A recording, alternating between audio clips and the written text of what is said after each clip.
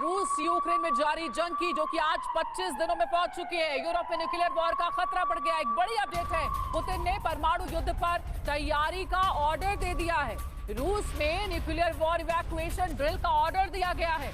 लगातार रूस की ओर से, पुतिन की ओर से ये चिताया जा रहा है, चेतावनी दी जा रही है, खास करके नाटो कंट्रीज को, अमेरिका को, कि अगर यूक्रेन की मदद की गई तो न्यूक्लियर वॉर भी छिड़ सकता है। इसी से जुड़ी अब डेवलपमेंट है कि पुतिन ने परमाणु युद्ध की तैयारी का ऑर्डर दे दिया है और न्यूक्लियर वॉर इवैक्यूएशन ड्रिल के ऑर्डर व्लादिमीर पुतिन, रूस के राष्ट्रपति की ओर से दिए गए।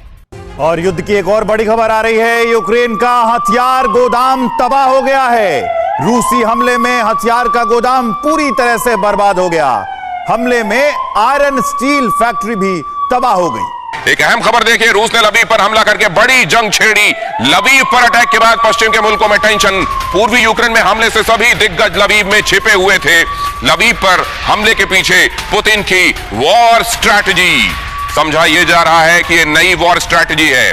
डोनबास का इलाका यूक्रेन का पूर्वी हिस्सा है, जहां से रूस की सेना पहले दाखिल हुई और वहां से अलग अलग जगहों पर फैली। एक ये बड़ा अंदर आने का एक बड़ा रास्ता ये था, दूसरा क्रीमिया की तरफ से और तीसरा ऊपर बेलारूस की तरफ से। अभी तक वेस्टर्न यूक्रेन लगभग अछूता था। लवीव में एयर अटैक के सायरन बजते थे, लेकिन अभी तक वहां हमला हुआ नहीं था। अब वहां पर भी हमला हुआ है। वहां पर एयरक्राफ्ट मेंटेनेंस सेंटर पर हमला हुआ है। तो क्या वेस्टर्न यूक्रेन अब निशाने पर आ रहा है? सवाल क्या है? ये सवाल जरा देखिए। इस हमले के साथ, लवीव पर इस हमले के साथ बहुत बड़े सवाल खड़े हो गए हैं। टारगेट फिक्स करके क्या अब रिस्क लेने वाले हैं पुतिन? टारगेट फिक्स, दुनिया पर बड़ा रिस्क। रूस ने लवीव को निशाना क्यों बनाया? लवीव नक्शे पर जरूर देखिए।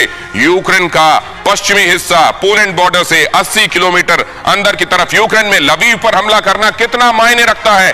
क्यों मायने रखता है पश्चिमी यूक्रेन को निशाना बनाना? क्या पुतिन ने युद्ध रणनीति में कोई बदलाव किया है? क्योंकि अभी तक पूर्वी हिस्से से ऊपर की तरफ, मतलब उत्तर की तरफ से और दक्षिण में क्रीमिया की तरफ से, बेलारूस की तरफ से और क्रीमिया की तरफ से इधर से हमले बोले जा रहे थे।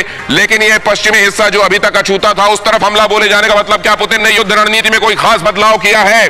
निशाना लवीव क्यों? जरा ये नक्शा जो मैं कह रहा था ध्यान से देखिए। अब ये मैं आपको नक्शे की तरफ ले आया हूं, जरा देखिए इस हिस्से को, समझिए। उत्तर, दक्षिण, पूरब और पश्चिम की अगर ये दिशाएं आप समझ रहे हैं तो इसमें देखिए लवीव को, पश्चिमी शहर पोलैंड आपको नजर आ रहा है। पोलैंड को बहुत ध्यान से देखिए। पोलैंड से अंदर की तरफ इधर यूक्रेन में 80 किलोमीटर और वहां पर एयरक्राफ्ट मेंटेनेंस सेंटर को निशाना बनाया जा रहा है। लवीव में लोगों ने बच्चों के खाली पालने को रखकर रूस के इस अटैक के खिलाफ प्रदर्शन किया है। लेकिन इस तरह के प्रदर्शनों के बीच लवीव पर हमला हुआ है और यह दिखाता है कि अब रूस इस बात को लेकर बेहद एग्रेसिव है कि क्यों आ रही है पोलैंड की तरफ से मदद।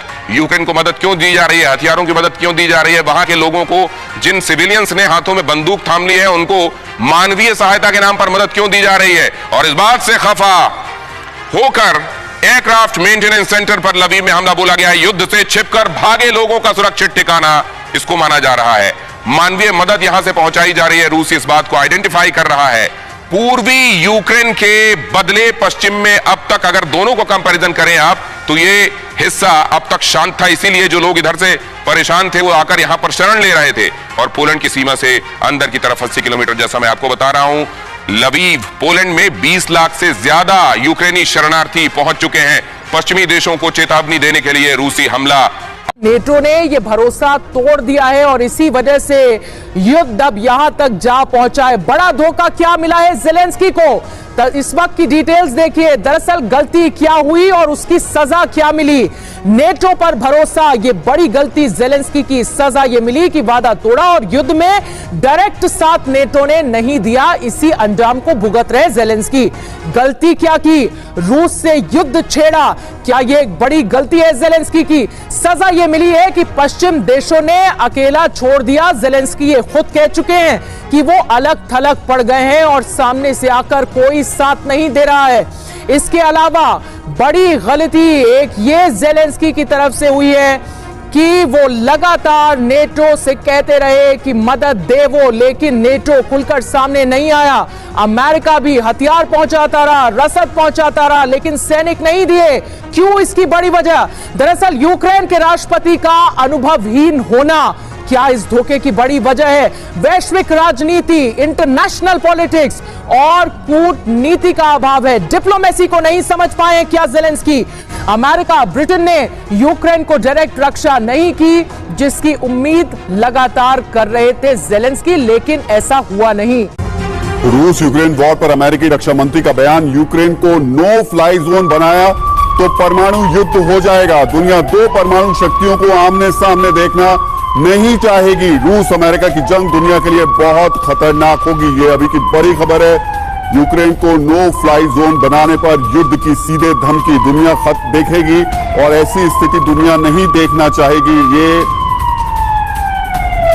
तस्वीर अभी तक सामने आ रही है। यूक्रेन को नो फ्लाई जोन बनाया तो परमाणु युद्ध हो जाएगा।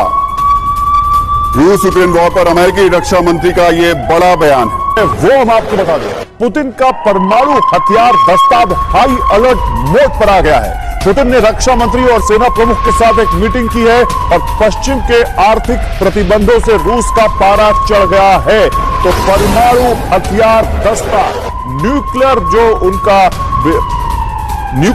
उनकी विंग है, वो इस वक्त हाई अलर्ट मोड पर आ चुकी है। यूक्रेन की मदद के लिए अमेरिकी आर्म्ड गाड़ियां रवाना हो चुकी है।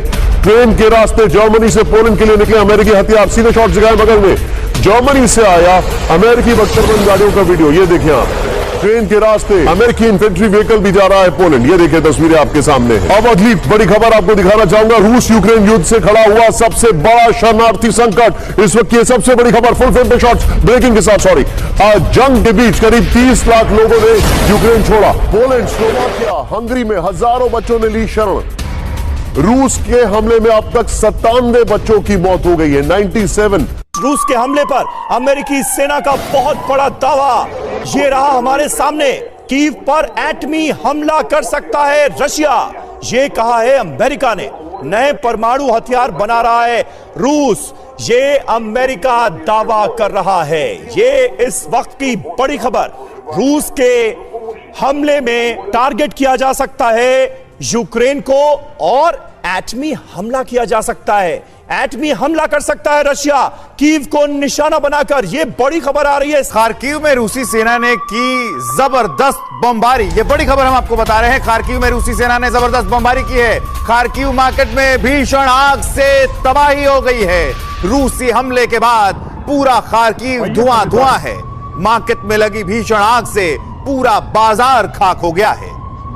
तस्वीरें आपकी टीवी स्क्रीन पर है। खार्किव में रूस की सेना ने बमबारी की और ये बाजार का इलाका था, पूरा बाजार खाक हो गया है। देखिए कैसे धुएं का गुबार पूरे आसमान को काला कर। युद्ध की बड़ी खबर, रूस यूक्रेन युद्ध को लेकर पेंटागन का बड़ा